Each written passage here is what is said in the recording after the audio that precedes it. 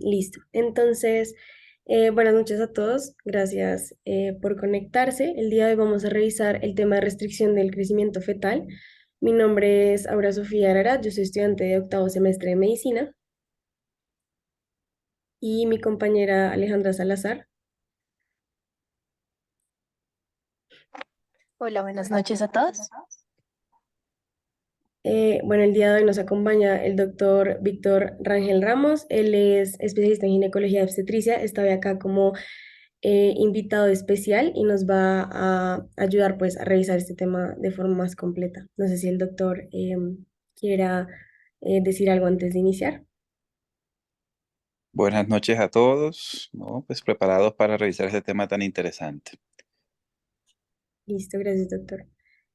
Entonces, iniciando, estas son las referencias que utilizamos, sobre todo la guía pues de la FIGO, que es una guía que tiene unas pautas muy concisas de recomendación, sobre todo pues para la práctica clínica. También la ACOG y la Sociedad de Medicina Materno-Fetal fueron las principales tres referencias que utilizamos. Sin embargo, pues van a encontrar la referencia de cada diapositiva eh, al fondo de esta. En cuanto a cómo vamos a abordar el tema, primero vamos a hablar de unas definiciones, luego la epidemiología, siguiendo con las causas de la restricción del crecimiento fetal, luego cómo es el tamizaje y el diagnóstico y por último las conductas que vamos a tomar y pues unos mensajes para llevar a casa con las conclusiones. Listo. ¿Ahí me están escuchando bien? Sí. Sí. Listo, perfecto. Entonces, para empezar a hablar de la definición, recordar que la restricción del crecimiento fetal es una complicación del embarazo que está asociada pues a múltiples resultados adversos perinatales y según la ACOG, en su última guía menciona que la restricción del crecimiento fetal es pues la presencia pues de un feto con un peso o una circunferencia abdominal estimada menor al percentil 10. Si quieres, dale.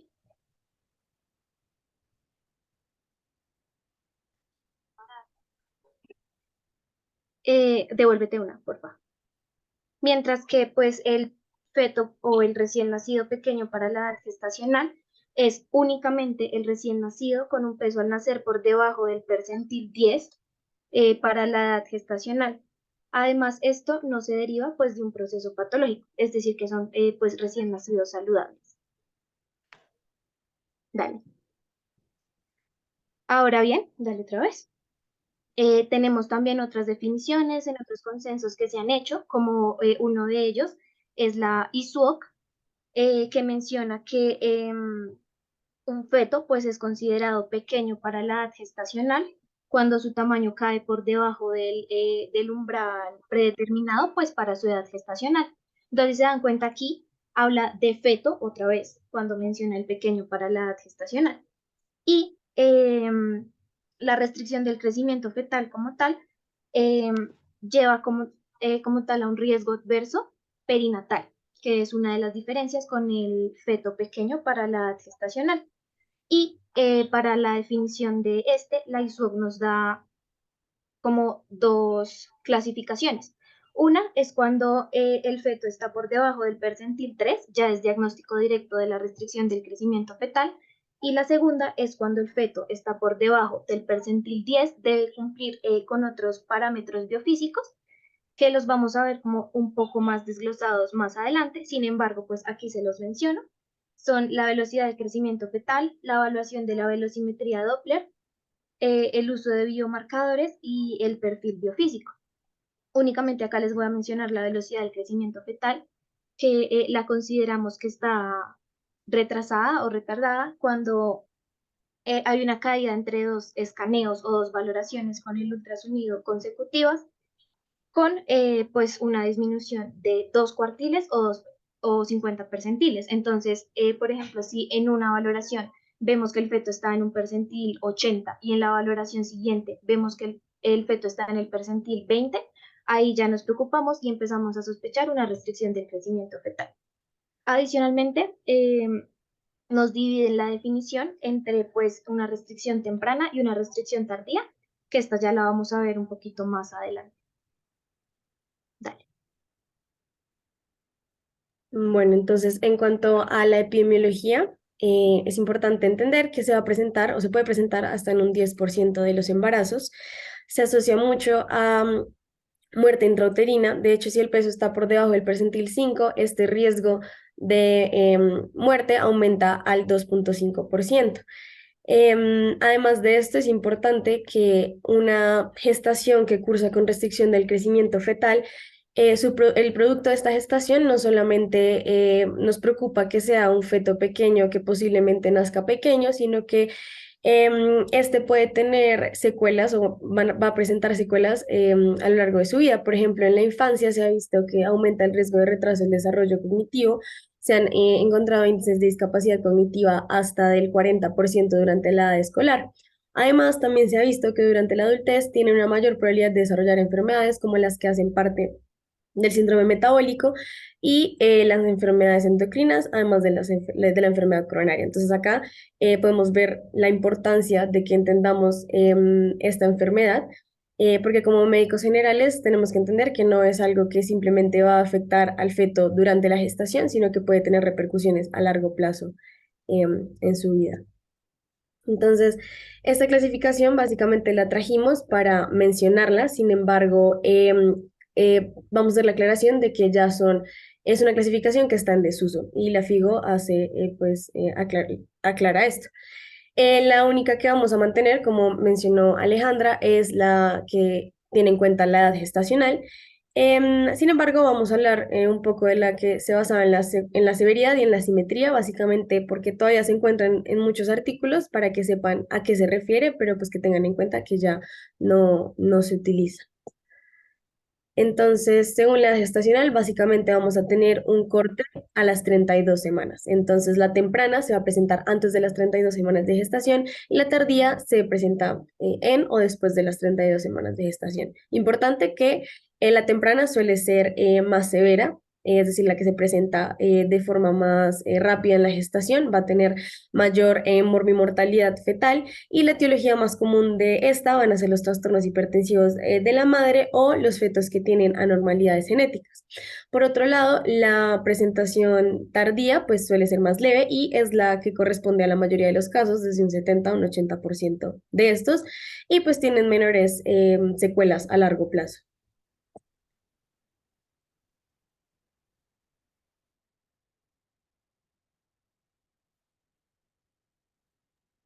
Listo, entonces aquí volvemos otra vez a la definición.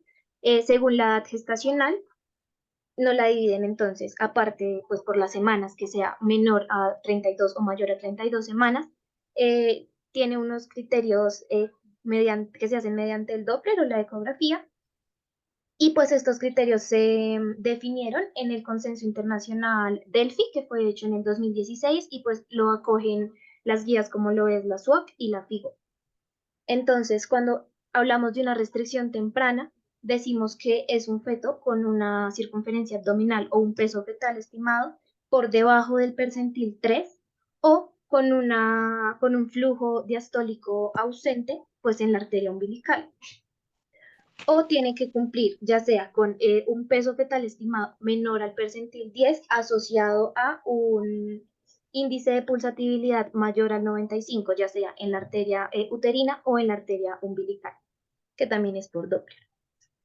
Y hablamos de una restricción del crecimiento fetal tardía, cuando también lo mismo, tenemos un peso fetal estimado menor al pues, percentil 3 o al menos dos de los tres siguientes. Entonces, que sea un peso fetal estimado por debajo del percentil 10 o que haya este cambio de 2 cuartiles, como ya lo mencioné ahorita, o que tenga un radio cerebro placentario por debajo del percentil 5. Esto lo vamos a desglosar también más adelante para que quede más claro. Bueno, entonces continuando con los otros tipos de clasificación, que vuelvo a aclarar, ya no se utilizan, está según la severidad, básicamente lo que se tenía en cuenta era el EFW o Estimated Fetal Weight, que estuviera por encima o por debajo del percentil 3. Si estaba por encima, entonces se consideraba leve, si estaba por debajo, era una restricción severa. Básicamente la severa pues se asocia a mucha mayor muerte fetal, hasta 7 veces a comparación del grupo que tenía el peso por encima de este percentil. Y según la simetría, básicamente lo que se tenía en cuenta, ya más adelante también lo vamos a ver con más profundidad, se van a medir el perímetro cefálico o la circunferencia cefálica y la circunferencia abdominal. Y la simétrica era la que, en la que se presentaba tanto disminución de la circunferencia cefálica como de la circunferencia abdominal, mientras que la asimétrica se conservaba la circunferencia cefálica y la abdominal disminuida. ¿Por qué pasaba esto? Se cree que es porque se mantiene el crecimiento de los órganos vitales, como es el cerebro, a expensas de restringir el crecimiento de otros sistemas, como sería el sistema muscular o el adiposo. Entonces, tendríamos un feto con una circunferencia cefálica conservada, pero un peso y una longitud disminuidos. A esto hacía referencia estas clasificaciones. Listo. Entonces, en cuanto a la etiología, tenemos que la etiología de la restricción del crecimiento fetal puede clasificarse en tres grupos, ya sean las causas maternas, las causas placentarias y las causas fetales. Sin embargo, se ha visto que solo se define etiología en aproximadamente el 40% de los casos. Sin embargo, pues todas estas etiologías van a llevar finalmente pues a una restricción de la perfusión uterina. Entonces vamos a explicar algunas de estas.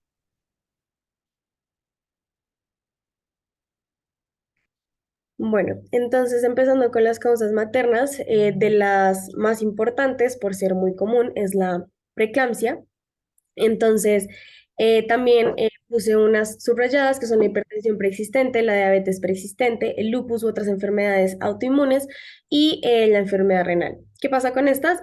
Básicamente que en muchos artículos vamos a encontrar como causas maternas, pero en realidad la FIGO hace la aclaración de que deberíamos considerarlas son factores de riesgo, porque como tal no van a influir en la fisiopatología, sino que van a predisponer a que se genere pues la condición.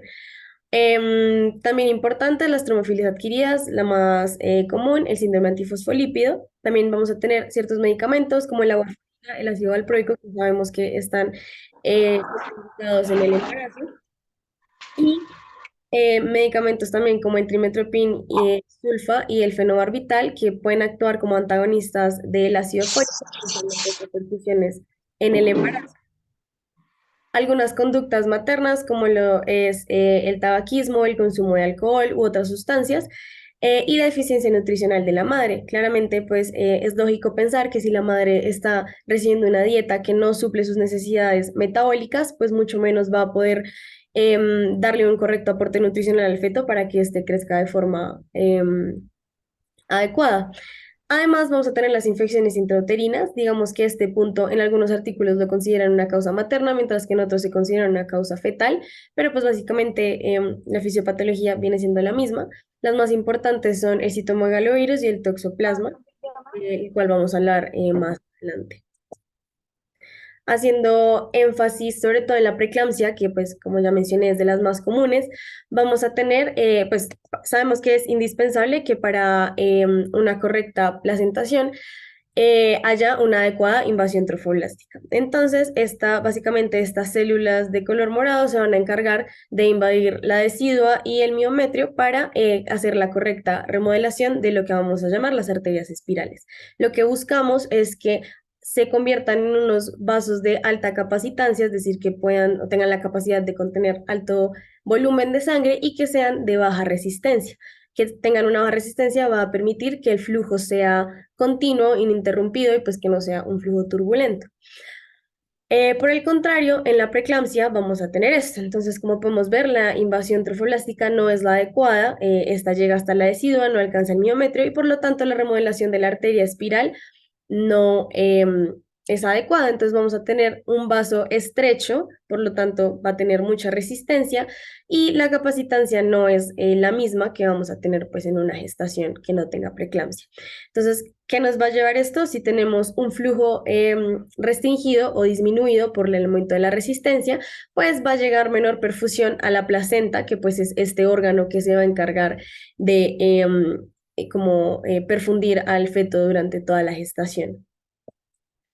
Por otro lado, en el síndrome antifosfolípido, pues como ya mencioné, es la trombofilia adquirida más común y pues se basa en básicamente la formación de anticuerpos antifosfolípido.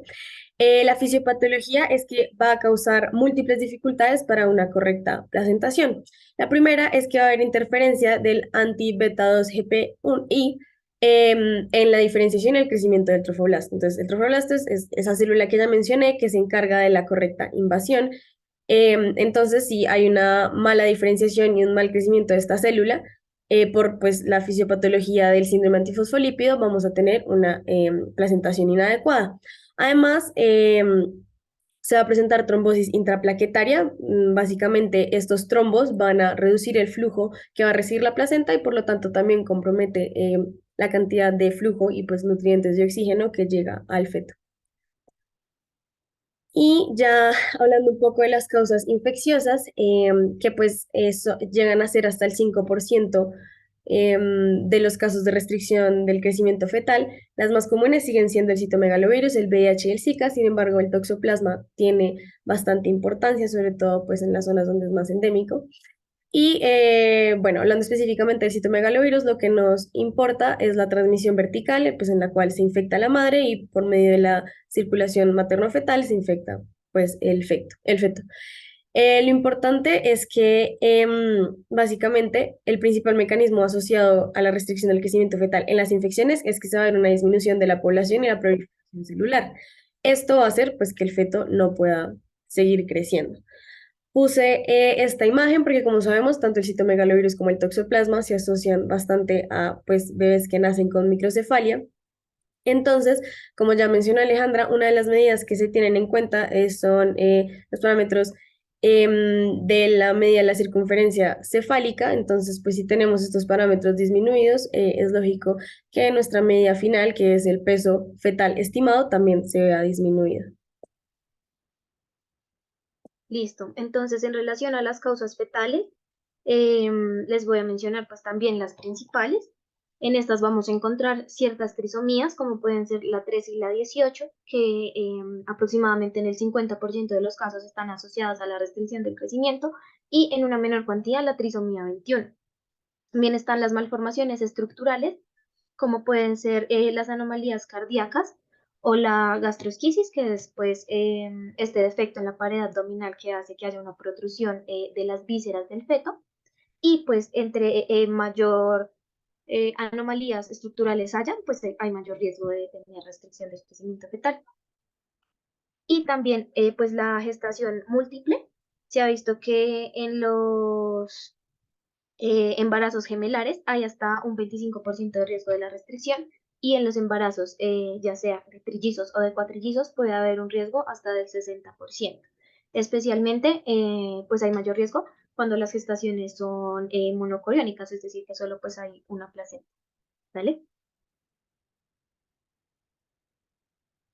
En cuanto a la alteración del cordón umbilical, pues una placentación anormal es la patología más frecuentemente asociada a la restricción del crecimiento uterino y del crecimiento fetal, perdón, y pues es asociado, pues su fisiopatología es muy similar a lo de la preeclampsia, que es que no hay un correcto desarrollo de los vasos espirales. Entonces, la fisiopatología es similar y por eso es que los niños con restricción del crecimiento fetal, pues van a tener también mayor riesgo de trastornos hipertensivos del embarazo. También se ha sugerido asociación entre otras patologías placentarias, como puede ser el abrupcio de placenta, el infarto, la forma circunvalada, que es la que ven en la primera imagen, el hemangioma o el corioangioma, o alteraciones en el cordón umbilical, ya sean la inserción marginal, es decir, que se inserte como en el extremo de la placenta y no en el centro, o la inserción velamentosa del cordón, es decir, que como que los vasos umbilicales se conectan a la placenta, pero no están cubiertos por la gelatina de Wharton. Y no se ha asociado, pues, relación con pues, la placenta acreto-percreta o con la placenta previa. También está, pues, como la etiología, el mosaicismo placentario, y pues en aproximadamente el 1% de los embarazos se va a encontrar la presencia de la arteria umbilical única, que también es una etiología importante. ¿Vale?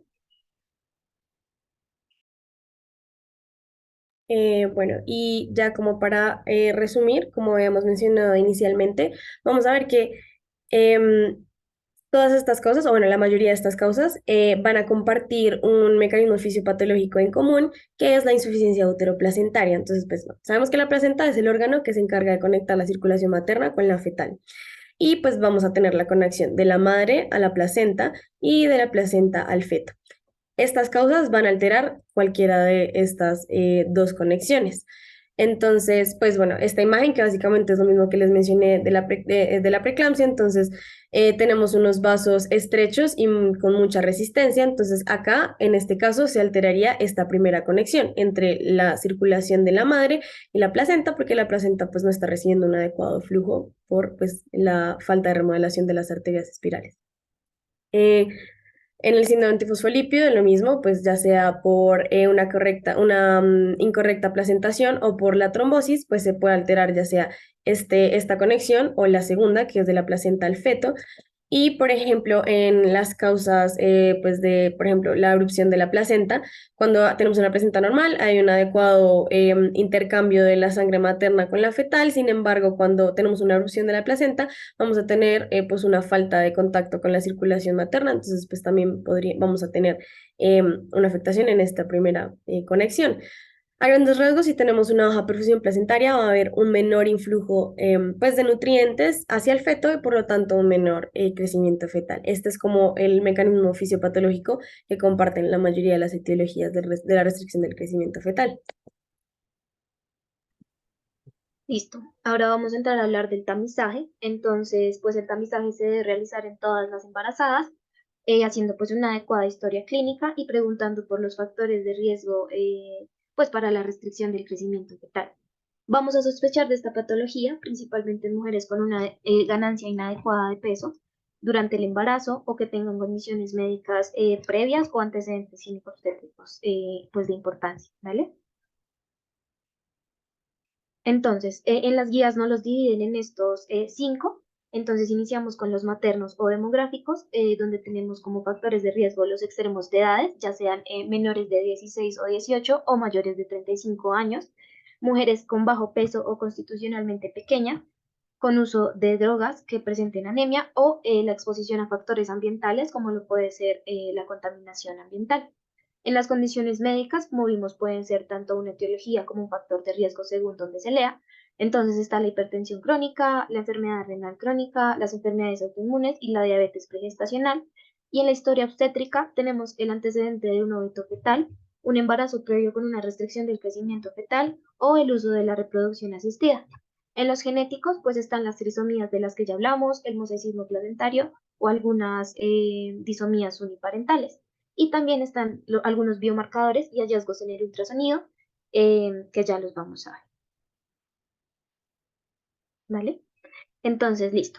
Después de haber tenido una historia clínica adecuada, haber preguntado pues todo lo de los antecedentes y todo lo que ya hablamos, entonces vamos a irnos al examen físico. En este, lo principal pues va a ser la medición de la altura uterina y esta va a ser pues muy importante durante la semana 24 a 38, ya que pues la altura uterina se va a aproximar a la edad gestacional. Su efectividad pues va a ser, tiene una sensibilidad del 58%, una especificidad del 87%. Sin embargo, durante la semana 34 a 38, esto va a aumentar e incluso va a alcanzar el 90% en ambos casos. Entonces, ¿cómo la vamos a hacer? Vamos a tener una cinta métrica, con esta vamos a medir desde la sínfisis del pubis de la madre y con la otra mano vamos a palpar el fondo uterino, pues con la materna obviamente en posición supina.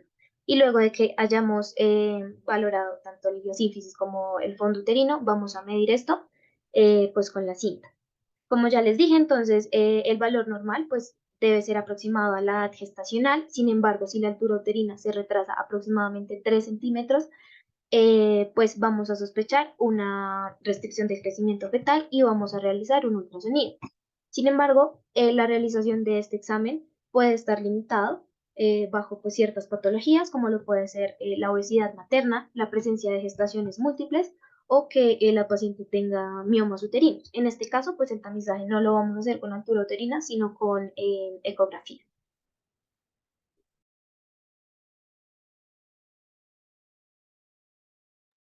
Listo, entonces, siguiendo con el diagnóstico, algo muy importante es que como prerequisito tenemos que haber estimado una fecha de embarazo correctamente antes de iniciar, pues, los estudios que siguen. ¿Por qué? Porque si tenemos una fecha de embarazo incorrecta, podemos pensar que tenemos un feto pues pequeño para la edad gestacional, pero puede que en realidad es que tengamos la edad gestacional mal. Entonces el prerequisito es tener una fecha estimada de embarazo correcta. Bueno, entonces empezando con los biomarcadores, es importante entender que estos no se toman de forma rutinaria, es decir, no a todas las mamás les vamos a tomar un PA, PPA de rutina, ni nada de esto, entonces importante que tengamos en cuenta que toca individualizar todos los casos, ¿no? Entonces, si tenemos una gestación que tiene varios factores de riesgo o que tiene varios hallazgos al examen físico, como acaba de mencionar Alejandra, esto nos va a hacer pensar que de pronto puede ser conveniente y puede suponer un beneficio para la gestación que nosotros pidamos estos biomarcadores. ¿Cuáles son los que más se mencionan? En el primer trimestre, sobre todo, se menciona que unos niveles bajos de PA, PPA y o la PIGF se asocian con una tasa de detección de restricción del crecimiento del 27%. Como vemos, no es una tasa muy alta. Sin embargo, si se combinan con unos biomarcadores del segundo trimestre, como lo son unos niveles altos de alfa-fetoproteína y o unos niveles altos de HCG, esto eleva la tasa de detección. Básicamente, lo que sí, cuando los vayamos a usar, se recomiendan ciertos modelos de predicción, sobre todo el segundo, que como pueden ver no solamente tiene en cuenta estos biomarcadores, sino otros factores como la tensión arterial materna, el índice de pulsatilidad de la arteria uterina, que ya vamos a hablarlo, y algunos biomarcadores. Esto en combinación vamos a alcanzar una tasa de detección de hasta el 86% para una restricción del crecimiento fetal temprana. Entonces, pues como mencioné, no se recomiendan de rutina, pero si tenemos una gestación que tenemos sospecha de que puede estar cursando con la restricción del crecimiento fetal, estos serían los modelos de predicción adecuados que podríamos utilizar para obtener unas tasas de detección pues más elevadas. Lo siguiente que vamos a utilizar es la biometría fetal ecográfica. Es la piedra angular para la detección de los trastornos del crecimiento, así lo describen en muchos artículos, y lo que vamos a hablar son cuatro factores. Entonces, la circunferencia cefálica, que básicamente, pues la ecografía permite formar una circunferencia que vamos a ubicar pues alrededor de la circunferencia del cráneo del feto, siendo esta pues un corte axial de la vista pues superior. Entonces la circunferencia cefálica sería esta. Vamos a tener el diámetro biparietal que va a medir la distancia entre los dos huesos parietales, entonces sería esta que se muestra acá. Por otro lado, también vamos a medir la circunferencia abdominal, entonces utilizando la misma herramienta que utilizamos para medir la circunferencia cefálica, vamos a medir asimismo la circunferencia del abdomen y por último vamos a buscar la longitud del fémur, que es el más utilizado porque es el hueso más largo, entonces es el que más fácil vamos a visualizar y es el menos móvil. Entonces, estos cuatro factores se integran en varias fórmulas, existen muchas, sin embargo, la más utilizada es la fórmula de Hadlock, que la traje acá básicamente para que veamos qué es lo que tiene en cuenta. Entonces va a tener en cuenta la circunferencia abdominal, la longitud del fémur y la circunferencia de la cabeza. Esto es como los parámetros que vamos a utilizar para estimar el peso fetal. Bueno, importante que uno de los retos en esta patología es diferenciar un feto constitucionalmente pequeño, pero que está cumpliendo con su potencial de crecimiento, versus un feto que en realidad está cursando con una restricción del crecimiento fetal. Entonces, para esto lo que se hace es que se hacen pues, una serie de ecografías, se miden estos cuatro parámetros y se trazan, por decirlo así, como unas curvas que nos van a indicar que, bueno, el feto es pequeño, pero está cumpliendo con el potencial de ese crecimiento o definitivamente el feto está con un crecimiento restringido. Bueno, recomendaciones. Ya hablamos de la altura del fondo uterino. Creo que la mayoría de nosotros la realizamos cuando tuvimos nuestras rotaciones de control prenatal. Y en muchos países esa es como la principal forma de detección inicial. Y la biometría fetal y las ecografías adicionales solo se indican cuando hay anormalidades en esta medida, cuando pues la medida es discordante o cuando hay muchos factores de riesgo. Sin embargo, si solamente utilizamos la altura del fondo uterino, en realidad este enfoque a veces se queda corto para identificar muchos de los casos de la restricción del crecimiento fetal. Entonces, lo ideal sería, por ejemplo, si tenemos, pues como ya mencioné, un caso de una gestación que tenemos mucha sospecha de que puede tener una restricción del crecimiento fetal, no quedarnos solo en la altura del fondo uterino, sino entonces realizar la biometría fetal, los biomarcadores y los estudios Doppler, que son muy importantes y ya los vamos a hablar. Entonces, estos estudios complementarios que vamos a hacer cuando ya tenemos el diagnóstico de una restricción del crecimiento fetal, los vamos a hacer principalmente por dos cosas. La primera es tratar de identificar cuál es la etiología de esta restricción y también determinar cuál es el estado de salud del feto. Entonces, lo primero que se va a pedir es un escaneo anatómico detallado. Como en la imagen que se ve en la derecha, este estudio nos va a permitir evaluar de forma muy detallada la anatomía del feto y lo que vamos a buscar son anormalidades estructurales que puedan estar en relación con alteraciones genéticas. Entonces, por ejemplo, sabemos que algunas alteraciones genéticas se presentan con una translucencia nucal específica y así sucesivamente vamos a buscar como este tipo de hallazgos que nos eleven la sospecha de que pueda haber una alteración cromosómica. Lo segundo que vamos a hacer son pruebas prenatales. Pues ya sabemos que la madre o bueno, la pareja tiene derecho a elegir si las quiere hacer mediante un método invasivo o no invasivo y básicamente lo que buscamos es la probabilidad de que haya una trisomía 13, 18 o 21. Estas pruebas se arrojan ya sea como una probabilidad baja o una alta y pues esto nos va a ir guiando en cuanto sobre todo a la etiología de por qué hay una restricción del crecimiento fetal. Siguiendo con los estudios de Doppler, que son muy importantes, básicamente vamos a tener un Doppler de arteria umbilical en el cual vamos a evaluar 4 parámetros que son estos que están subrayados. Los primeros dos son el PI y el RI. El PI es el índice de pulsatilidad y el RI es el índice de resistencia. Básicamente es que a partir de la semana 14 la impedancia o la resistencia del sistema de la circulación de la madre al feto tiene que ser muy baja, o sea, esa resistencia tiene que ser, pues tiene que permitir un flujo continuo. Entonces, ambos valores, tanto el PI como el RI, se busca que tengan que estar por debajo del percentil 95. Si están por debajo del percentil 95, nos habla de que hay un adecuado flujo con una resistencia baja. Sin embargo, cuando estos valores, cualquiera de los dos, se eleva por encima del percentil 95, ya nos indica que hay una resistencia aumentada en el sistema y por lo tanto ese flujo puede estar restringiéndose y esto es lo que está causando que el feto no crezca bien. Los siguientes dos parámetros son la BFDA y BFDRA, cada pues hacen referencia a la velocidad de flujo diastólico ausente y a la velocidad de flujo diastólico. Básicamente, lo importante es que la resistencia al flujo en la placenta debe ser tan baja en condiciones normales que incluso durante la diástole vamos a tener un flujo de sangre que va hacia la circulación fetal. Entonces, esto sería una onda normal de una arteria umbilical donde este es el flujo diastólico, está presente y pues es más pequeño que la otra onda que se da pues en la sístole, pero igual lo tenemos presente. La siguiente imagen hace referencia a la velocidad del flujo diastólico ausente. Entonces, como podemos ver, acá ahora no hay nada, pues está vacío. Y luego hay la tercera imagen, hace referencia a la velocidad de flujo diastólico reverso, que como podemos ver es esta onda de acá, que ya es negativa, por decirlo así, o pasa la línea de base, y esto nos está indicando que no solamente hay una resistencia tan alta que ya este flujo en la diástole no está, sino que además ese flujo se está devolviendo, entonces ya no está yendo hacia la circulación fetal, sino hacia la circulación materna, y pues esto nos habla de un alto grado de resistencia en el sistema pues de circulación. Un patrón de deterioro lo que vamos a ver es que, o bueno, como usualmente se presenta, es que primero vamos a tener o una PI o una RI o ambas que están aumentadas, entonces aquí ya sabemos que pues bueno, la resistencia está alta. Luego se va a presentar una velocidad de flujo diastólico ausente que es intermitente. Entonces, este patrón que vemos acá se va a presentar a veces sí, a veces no. Entonces, pues como que a veces la resistencia es tan alta que ese flujo no se da y a veces la resistencia vuelve a disminuir y ese flujo diastólico lo vamos a tener.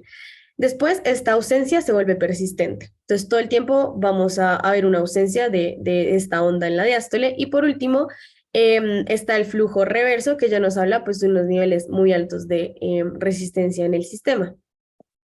La recomendación es que inicialmente cuando tenemos una gestación con diagnóstico de restricción del crecimiento se haga un Doppler cada 1 o 2 semanas. Si no se observa un deterioro, se puede considerar espaciar la frecuencia de este examen hasta unas 3 a 4 semanas.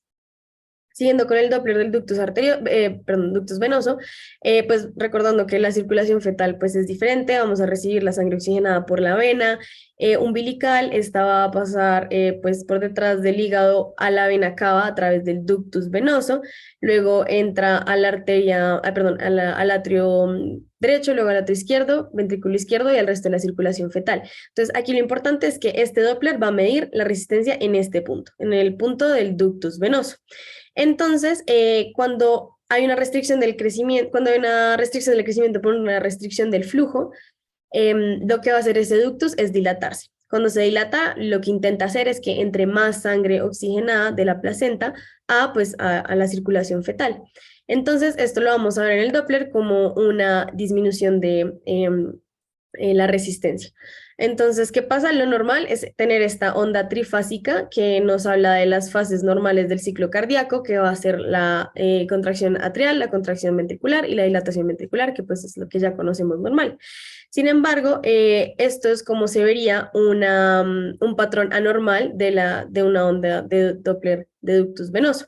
Entonces vamos a tener una ausencia de la onda A, que la onda A nos va a hablar de velocidad de flujo, entonces vamos a tener esta morfología, y esta ausencia de la onda A, en muchos casos o en muchos artículos, dicen que la deberíamos interpretar como una acidosis fetal y pues tiene que encender alarmas de que es una gestación pues que está en riesgo. Por otro lado, el Doppler de la arteria cerebral media la vamos a utilizar mucho también para evaluar hipoxia. Entonces, cuando el feto tiene poco flujo o le está llegando poco flujo, lo que hace en respuesta es redirigir ese flujo hacia el cerebro.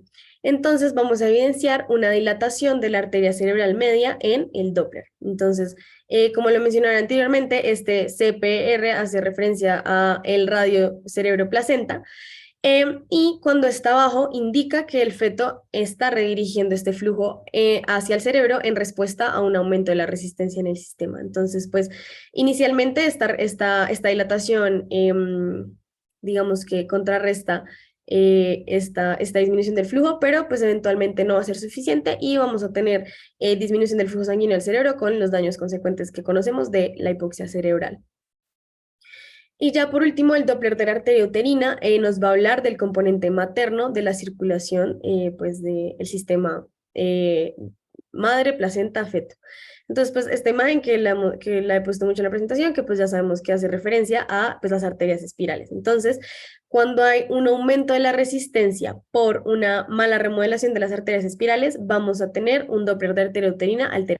Que se va a ver lo que se conoce como una muesca al final de la diástole. Entonces, sí pueden ver como esta montañita que se genera acá, a comparación de un Doppler normal, esta no se ve. Entonces, esta muesca al final de la diástole nos habla también de un aumento de la resistencia del flujo de la arteria uterina. Como se dan cuenta, lo que vamos a buscar en los estudios de Doppler es ver si hay signos de aumento de la resistencia en el sistema que expliquen por qué hay un menor flujo llegando al feto. Eso es como a grandes rasgos lo que vamos a buscar. Y ya por último, la cardiotocografía, que es un examen que se utiliza para medir la frecuencia del feto durante el embarazo, durante el parto, etcétera. Es el principal método que se utiliza para el control fetal en embarazos de alto riesgo en los Estados Unidos. Básicamente, pues consiste como en lo que se resume en la imagen. Y lo que sugieren las guías es que se hagan estas pruebas una vez por semana después de que pues ya se verificó que la gestación es viable, y que no hay, que no hay o ausencia del flujo diastólico o un flujo diastólico reverso. Y se aumenta la frecuencia de estos estudios si se ve que la gestación se está complicando por la presencia de esta ausencia en la diástole o que haya un flujo reverso en la diástole. Además de eso, pues se tiene que tener en cuenta los estudios adicionales de las pruebas de detección de infecciones congénitas, que pues ya mencionamos también son importantes, especialmente citomegalovirus y toxoplasma. Acá el resumen, esta es la tabla de la FIGO, que dice pues que cuando tenemos el diagnóstico tenemos que hacer una ecografía detallada, de anatomía detallada, perdón, los biomarcadores, los estudios de Doppler, incluyendo la arteria uterina y la cerebral, y pruebas de infecciones congénitas como los citomegalovirus y el toxoplasma, con un nivel de recomendación fuerte. Entonces, esto es como lo que la guía nos indica que tenemos que hacer. Listo, entonces hablando de las conductas, Primero vamos a hablar de la prevención. Entonces, pues en las guías nos recomiendan mucho la consulta preconcepcional para recomendar el embarazo pues a la mujer en un peso adecuado, así como pues iniciar el cese del tabaquismo y del alcohol. También menciona la importancia de los controles prenatales estrictos para pues hacer un control glucémico en las mujeres con diabetes mellitus, especialmente evitando las hipoglicemias, hacer un adecuado control de la tensión arterial en mujeres con hipertensión crónica, monitorizar el control de la ganancia de peso total en el embarazo, que esto va a depender si la mujer tiene bajo peso, si está en el peso ideal, si tiene sobrepeso o si tiene obesidad, y el inicio de la aspirina en la semana 16 cuando haya indicación, entonces cuando haya riesgo de preeclampsia, o en algunas guías también mencionan el riesgo pues, de la restricción del crecimiento fetal.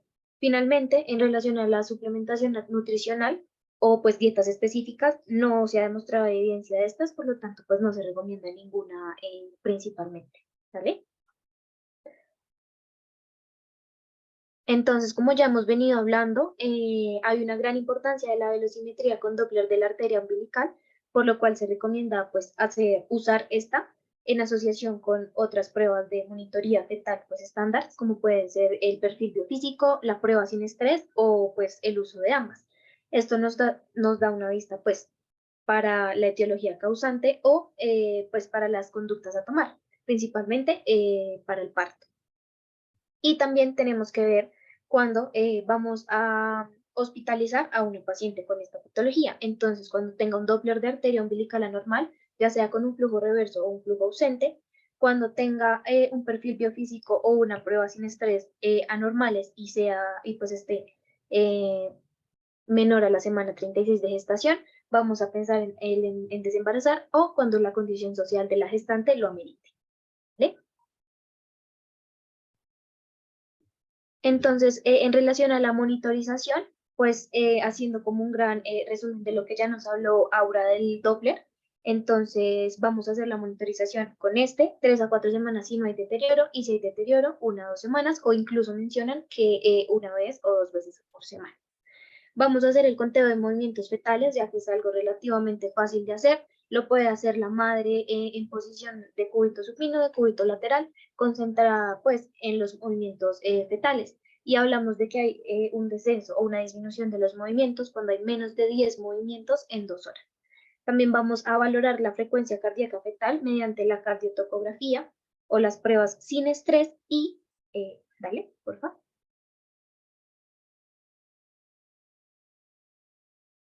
Pues las guías también nos recomiendan hacer monitorización de la arteria cerebral media en la restricción tardía.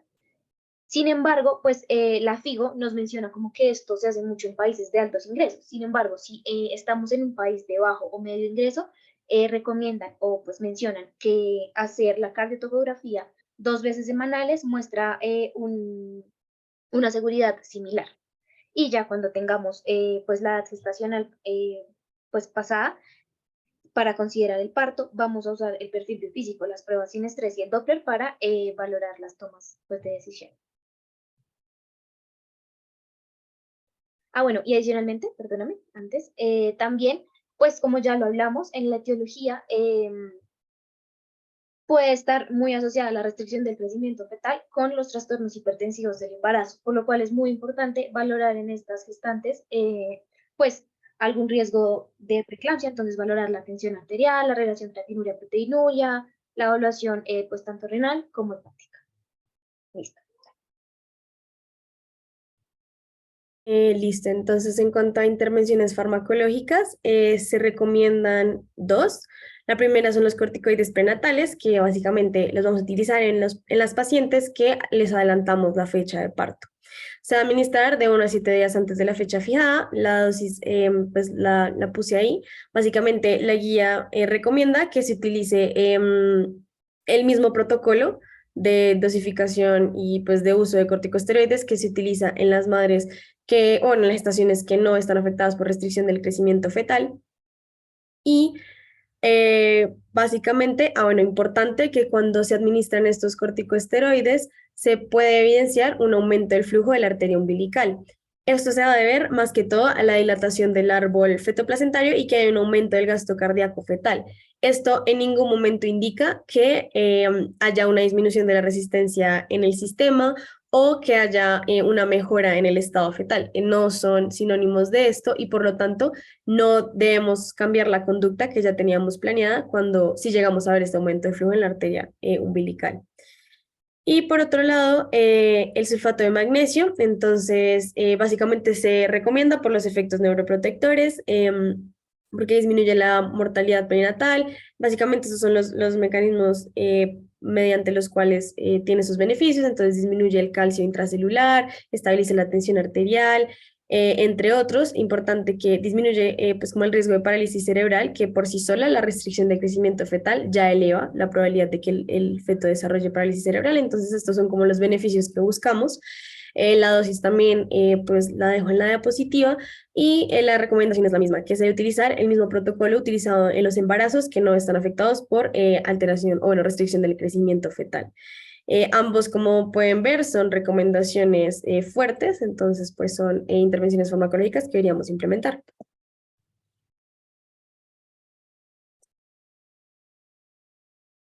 En relación ahora pues al parto, nos menciona que es pues dependiente de la etiología causante de la restricción de la edad gestacional y los otros hallazgos clínicos o pues imagenológicos. Entonces, en las guías nos hablan de unos criterios definitivos para desembarazar independientemente de la edad gestacional. Uno de ellos es el estado materno, es decir, por ejemplo, que la paciente presente una preeclampsia o un síndrome GEL y sea pues necesario desembarazar. Que hayan alteraciones en la frecuencia cardíaca fetal, por ejemplo, las desaceleraciones repetitivas, el patrón sinusoidal o la bradicardia fetal, y un perfil biofísico menor a 4/10. Hablando entonces de la restricción del crecimiento fetal en menores de 32 semanas, pues está indicado inducir el parto antes de estas semanas si hay un cese del crecimiento con un volumen de líquido amniótico o un perfil biofísico o un Doppler fetal alterados. En caso tal de que haya pues que inducir el parto, pues se debe contar con una UCI neonatal y pues con los medicamentos de los que ya hablamos, que son los corticosteroides y el sulfato de magnesio. Entonces, si tenemos una restricción del crecimiento fetal con un flujo reverso del fin de diástole, vamos a desembarazar en la semana 30-32. Y si tenemos un flujo ausente, va a ser de la semana 32 a 34. ¿Vale? Entonces, según la COC, pues solo la restricción, solo la restricción del crecimiento fetal no es como tal una indicación de cesárea. Sin embargo, es un nivel de recomendación tipo C y en las otras guías mencionan que sí puede ser una indicación de cesárea si vemos que tenemos el flujo reverso o el flujo ausente, ya que muy probablemente el feto no va a soportar el trabajo de parto. Dale. Dale otra vez. Ahí. Entonces, hablando ahora de la restricción tardía, vamos a tener 3 momentos de desembarazo. Uno es cuando hayan casos de restricción del crecimiento fetal con un factor de riesgo adicional, como pueden ser pues, factores de riesgo maternos o el oligohidramias. Vamos a desembarazar entre las 34 y 36 semanas. Si tenemos una restricción de crecimiento fetal, perdón, no es RCIU, y si tenemos esta, más un flujo disminuido, pero que no sea ni ausente ni reverso, o una restricción del crecimiento por debajo del percentil 3, vamos a desembarazar entre la semana 36 a 38. Y si tenemos un parto, una restricción del crecimiento fetal únicamente, o sea, solo esta, o que haya redistribución del flujo sanguíneo cerebral, vamos a tener un parto entre la semana 38 a 39. ¿Vale? Entonces, pues recordar que la inducción del parto se va a hacer con oxitocina y pues la hacemos cuando no hayan contraindicaciones, como cuáles, que haya una infección activa de herpes vaginal, que haya una basa previa, que haya un prolapso del cordón. Y ya para terminar, entonces les voy a hablar un poquito del algoritmo que nos da la FIGO para en los países de medianos y bajos ingresos. Entonces, pues bueno, nos llega la paciente, si podemos hacer idealmente un control preconcepcional, pues sería lo ideal. Si no, pues empezamos a abordar a la paciente con una adecuada historia clínica, preguntándole todos los factores de riesgo. Si vemos que tiene un alto riesgo, vamos a hacer intervenciones pues preventivas, que va a ser principalmente monitorizar muy bien tanto a la paciente, el peso fetal, el peso materno, perdón, y también el crecimiento fetal, y dar pues aspirina cuando se necesite. Si tiene un bajo riesgo, entonces vamos a hacer la monitorización estándar, que es la altura uterina, y en caso tal de que esta esté alterada, vamos a pues iniciar o pues a realizar una ecografía. En caso tal de que ya sospechemos la restricción del crecimiento fetal, vamos a hacer la historia clínica detallada, la valoración anatómica del feto, estudios de Doppler, una valoración más profunda de pues materna y consulta genética, si uno, si la pareja lo desea, y dos, pues si está disponible. También vamos a monitorizar, ya sea con las pruebas de monitoría fetales clásicas o pues también con el Doppler, valorar también la arteria umbilical pues con este dispositivo y administrar corticoides antenatales si es necesario. El tiempo del parto, que ya lo hablamos, pues va a depender de la edad gestacional, del Doppler, de las pruebas de monitoría y pues en posparto también se debe hacer un seguimiento estricto tanto al infante como a la gestante. ¿Vale? Entonces, si tenemos una restricción del crecimiento que no esté complicada y que esté menor al percentil 3, vamos a hacer el parto entre la semana 36 a 38. Si tenemos una restricción con anormalidades leves, que son las que ven ahí, o que haya oligohidramios, vamos a hacer una inducción en la semana 34 a 37. Y si tenemos una restricción del crecimiento fetal con con un flujo a fin de diástole, ya sea ausente o reverso, vamos a hacer una inducción del parto a la semana 34-32 o 30-32 respectivamente. Y aquí es cuando ellos nos mencionan que se preferiría la cesárea. ¿Vale? Y ya finalmente, como conclusiones, entonces recordar que la restricción del crecimiento fetal es una causa muy importante de la morbimortalidad fetal y complicaciones a corto y largo plazo en el feto, que el conocimiento, la predicción temprana, la prevención, el tamizaje y la monitorización adecuada son muy importantes para reducir la carga de esta enfermedad y que para el manejo de la restricción del crecimiento fetal debe darse un abordaje multidisciplinario e individualizado enfocado en el binomio gestante-feto y su condición biopsicosocial para así disminuir el riesgo tanto de muerte fetal y mejorar los resultados perinatales. Listo, muchas gracias.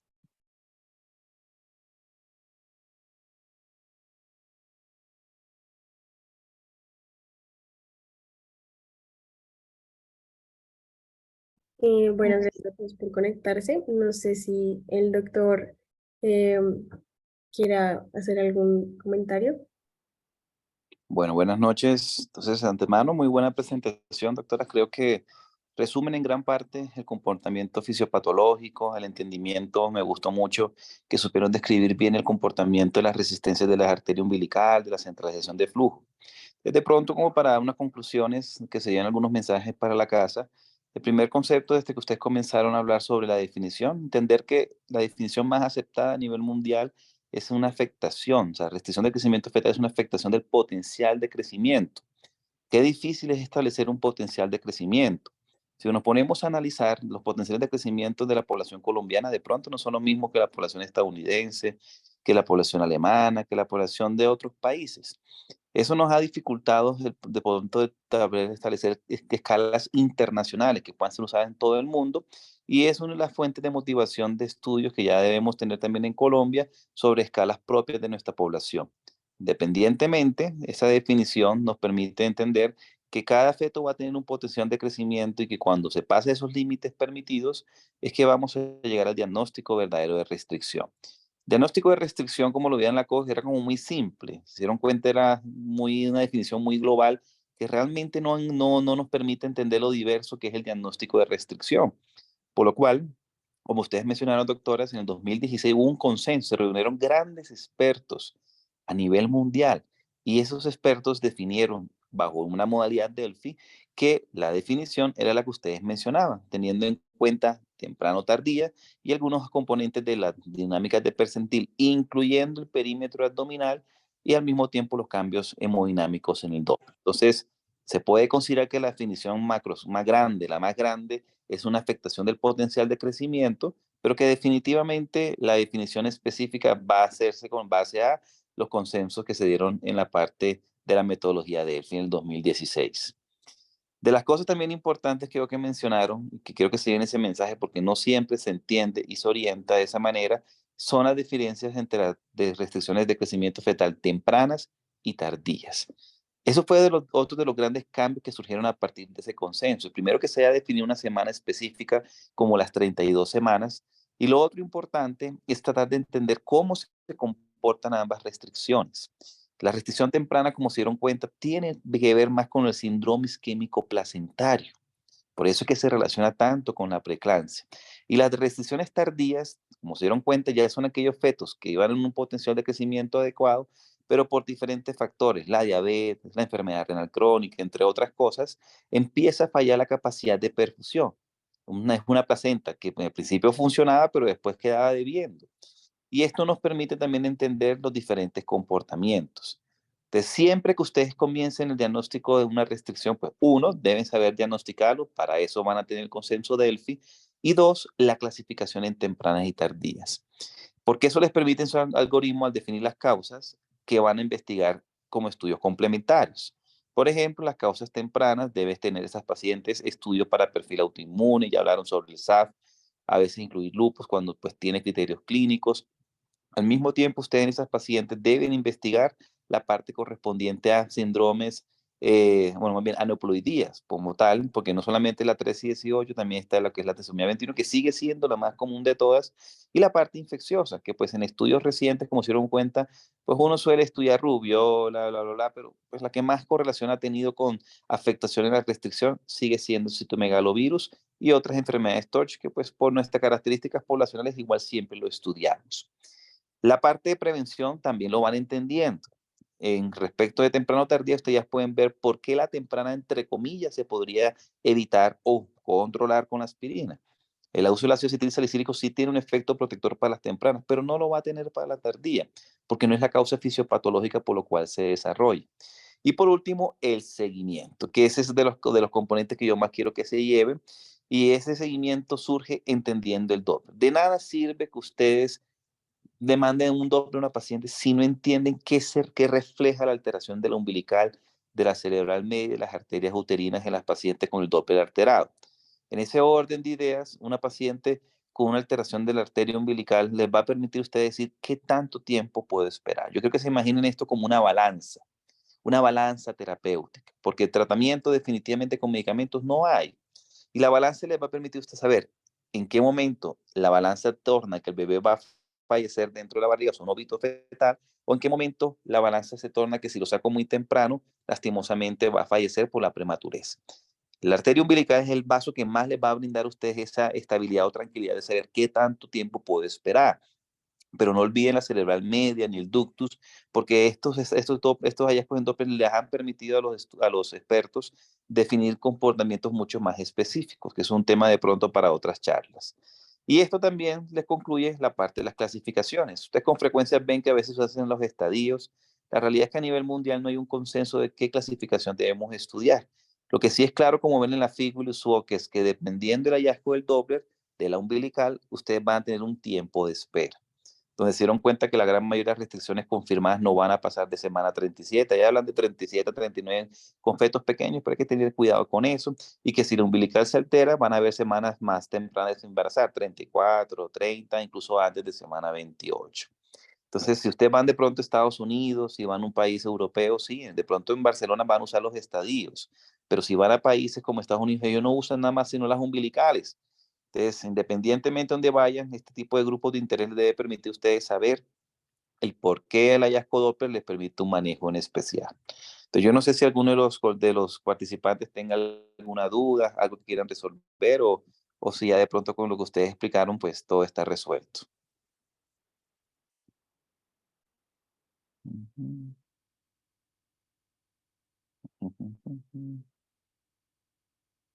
Hay una pregunta en el chat, doctor. Dice, tengo una duda si la presencia de la restricción del crecimiento fetal en preeclampsia sigue Ujú. considerándose un criterio de severidad. Entonces, la resolución 3280 que está establecida en las RIAs, ellas consideran que la presencia de la restricción es un criterio de severidad para la preeclampsia. La realidad es que eso no está fundamentado en guías importantes. Ninguna guía del mundo, como ustedes lo pudieron revisar, ISUOC, la misma FIGO, aunque en este caso son más que todo restricciones, pues lo mismo trasladado a la parte de preeclampsia, consideran la restricción como un criterio de severidad. Algunas instituciones consideran que el que la paciente con preeclampsia tenga, o bien, una paciente con restricción que tenga una preeclampsia con criterio de severidad, se debería reclasificar a un estadio 2, que es la que usan los de Barcelona, lo cual yo siempre he dicho es algo obvio, porque si la paciente independientemente tiene una preeclampsia con severidad, no va a pasar de semana 34, que es la misma clasificación de estadio 2. Entonces, en resumen, ninguna guía del mundo al día de hoy considera a la restricción como un criterio para considerar una preeclampsia con severidad. Eso es importante porque puede confundir. Entonces, si tenemos una paciente con semana 34 y tiene una preeclampsia y restricción, si uno lo analiza de esa manera, diría que hay que finalizar la gestación en semana 34. Y eso no está avalado en ningún comportamiento. Al igual que la resolución, como lo explica, no fundamenta de forma adecuada ese sustento de criterio de severidad. Sin embargo, quiero que siempre lleven el mensaje de que si hay una paciente con preeclampsia o restricción, independientemente lo que va a recomendar el manejo es la patología que ingresa a severidad. Ejemplo, si la paciente tiene un deterioro clínico respecto a la preeclampsia, pues se finaliza. Y si la restricción de crecimiento fetal hace un deterioro en sus estadios o en su progresión de la arteria umbilical, también se finaliza. Entonces, en resumen, por más que la guía colombiana, aunque bueno, no la guía colombiana, no, la resolución 3280 ponga un ítem de que la preeclampsia se va a clasificar como severa por la presencia de restricción, eso no está fundamentado en ninguna guía del mundo. Tan al punto que hoy la tendencia que tiene a nivel mundial es no poner criterios de severidad, preeclampsia severa o no severa, sino preeclampsia, porque al fin de cuentas cualquier preeclampsia tiene un comportamiento potencialmente mortal para las pacientes. ¿Oyeron? Bueno, ¿qué más dudas o preguntas tienen?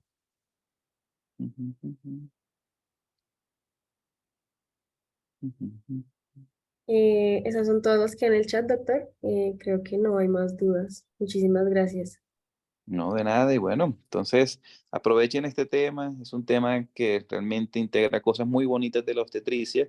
Y si les quiero dejar como temas de investigación, uno, ir pensando en cómo desarrollar de pronto curvas propias para nuestra población. Dos, la parte de caracterizar adecuadamente los comportamientos hemodinámicos de las restricciones tempranas o tardías. A futuro esos temas les van a permitir. Ah, bueno, y tres, algo muy interesante que mencionan ustedes, cómo podemos integrar ya en esta práctica clínica los marcadores angiogénicos y antiangiogénicos. Son cosas que a futuro ustedes son los que van a terminar viendo con mayor frecuencia en su práctica médica, ese tipo de componentes bioquímicos que hoy en día están surgiendo. Oye, listo. Muchas gracias, doctor. Gracias a todos por conectarse. Que estén bien, que tengan buena noche. Bueno, Gracias a todos. hasta luego. Buenas noches.